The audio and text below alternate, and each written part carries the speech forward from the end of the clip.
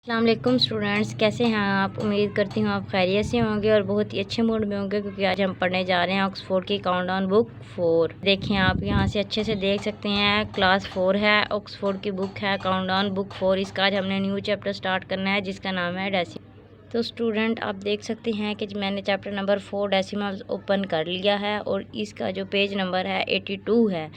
आपकी बुक पे शायद चेंज हो सकता है क्योंकि एडिशन में पेजेस आगे पीछे हो जाते हैं। तो प्यारे बच्चों, आपको ये तो पहले पता होना चाहिए कि डेसिमल्स होता क्या है।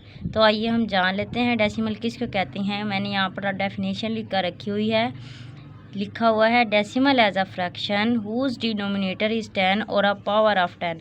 मतलब डेसिमल एक ऐसी फ्रैक्शन को कहते हैं जिसकी डिनोमिनेटर में 10 हो और हम उसके ऊपर क्या होता है, कोई भी होल नंबर होता है और नीचे डिनोमिनेटर में क्या होता है, 10।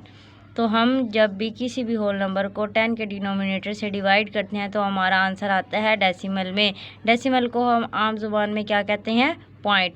देखें एग्जाम्पल में लिखा हुआ है 1/10 को मैंने क्या किया है, डिवाइड किया है, तो हमारे पास आंसर क्या आया, 0.1 में। Students let's solve this, fill in the blanks. कैसे करेंगे 1/100 एज अ डेसिमल।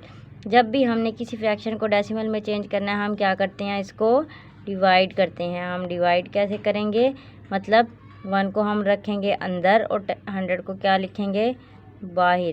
अब आप देख सकते हैं 100 है और ये क्या है, 1।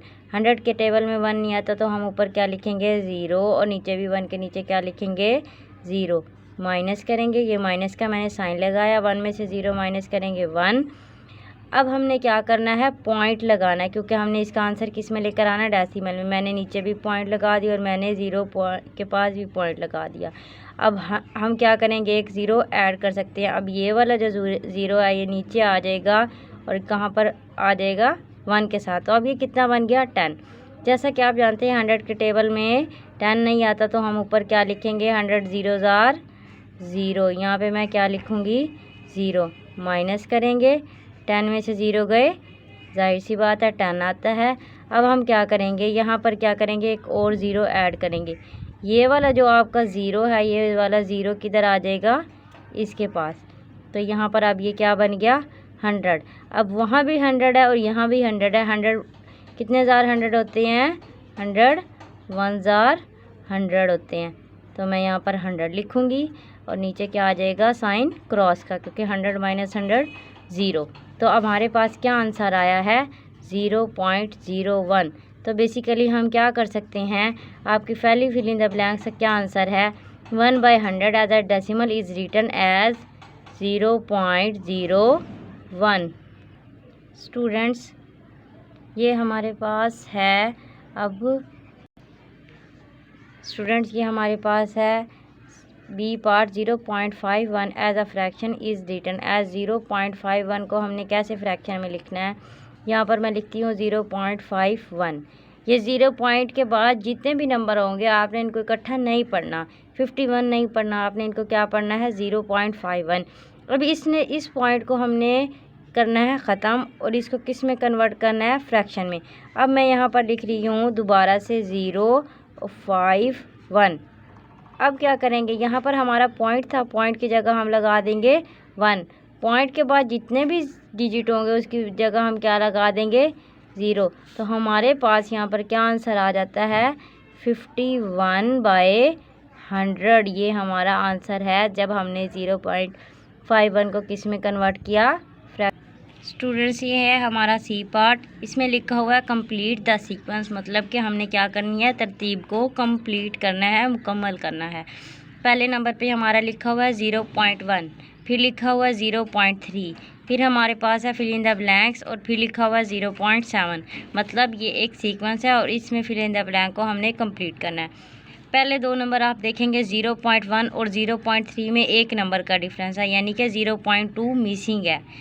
फिर हमने कैसे कंप्लीट करना है, 0.7 है। 0.3 के बाद अगर आप एक नंबर छोड़ देंगे तो यहाँ पर क्या आएगा, 0.5। यस एग्जैक्टली यहाँ पर क्या आएगा, 0. तो मैं यहाँ पर लिख देती हूँ 0.05। प्यारे बच्चों, ये है हमारे पास डी पार्ट जिसमें लिखा हुआ है इन 527.819 द प्लेस वैल्यू ऑफ 9। इसमें हमारे पास प्लेस वैल्यू 9 की क्या है। हमने पहले होल नंबर में पढ़ा हुआ प्लेस वैल्यू, लेकिन आप लोगों ने पॉइंट के बाद जितने भी नंबर होते हैं उनकी प्लेस वैल्यू नहीं पढ़ी हुई। तो आइए हम सीख लेते हैं कि पॉइंट के बाद वाले नंबर्स की प्लेस वैल्यू क्या होती है। स्टूडेंट्स, ये है आपकी बुक का पेज नंबर 87। इसके अगर हम टॉप पर आएँ तो ऊपर लिखा हुआ है डेसिमल प्लेसेस। डेसिमल प्लेसेस का भी एक अलग से प्लेस वैल्यू चार्ट होता है। यहाँ पर लिखा हुआ है let us right 0.1, 0.01 and 0.001 in the place value chart with 10th, 100th and 1000 place. ये पहले नंबर पर आप देख सकते हैं लिखा हुआ है 1/10। 1/10 का क्या आंसर आता है 0.1। अब जो ये 0 है ये हमारे पास 10th प्लेस पे है, और पॉइंट के बाद जो भी नंबर आता है उसकी पहली प्लेस वैल्यू क्या होती है 10। और पॉइंट के बाद जो दूसरी प्लेस आती है, पहली प्लेस पर तो 10th आता है, 10th के बाद क्या आता है 100, और 100 के बाद क्या आता है 1000। स्टूडेंट्स, मैं आपको एक और एग्जांपल दे देती हूँ। पेज नंबर 90 पे लिखा हुआ है, एक न्यू एग्जांपल है 465.893। यहाँ पर आप देख सकते हैं 465 में 5 है 0 प्लेस पे, यानी कि 10th प्लेस पे है, 6 है 10th प्लेस पे, और 4 है 100 प्लेस पे। पॉइंट के बाद जो भी नंबर पहला डिजिट स्टार्ट होता है उसकी वैल्यू 1 नहीं होती, बल्कि उसकी वैल्यू क्या होती है 10th होती है।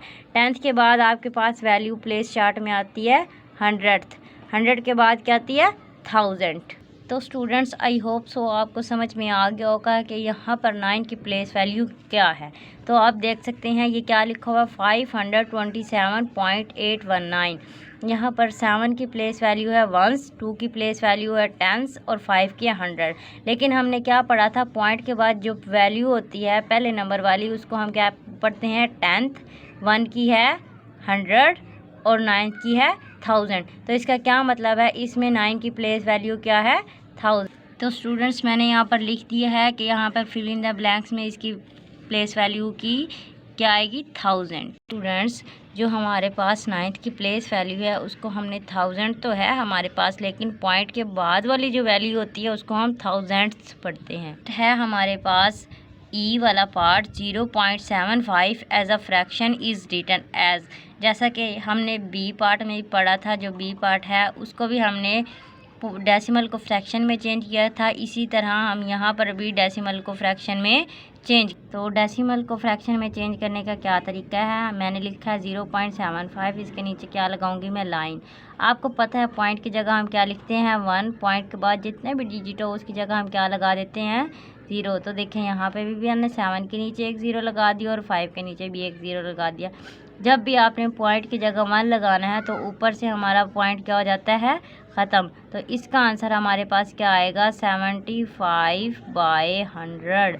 तो यहाँ पर मैं क्या लिख सकती हूँ 75/100। तो स्टूडेंट्स, आई होप सो कि आपने बहुत अच्छा लर्न किया होगा और आप इसकी अच्छे से प्रैक्टिस करेंगे, क्योंकि आप बहुत ही ब्रिलियंट स्टूडेंट हैं और आप अपनी क्लास के बहुत ही ब्रिलियंट स्टूडेंट बनोगे इंशाल्लाह, और मैथ्स में अच्छा मैथ्स करके दिखाएंगे। प्यारे बच्चों, अगर आपको ये वीडियो पसंद आई हो तो आप इसको सब्सक्राइब करेंगे एंड लाइक भी करेंगे।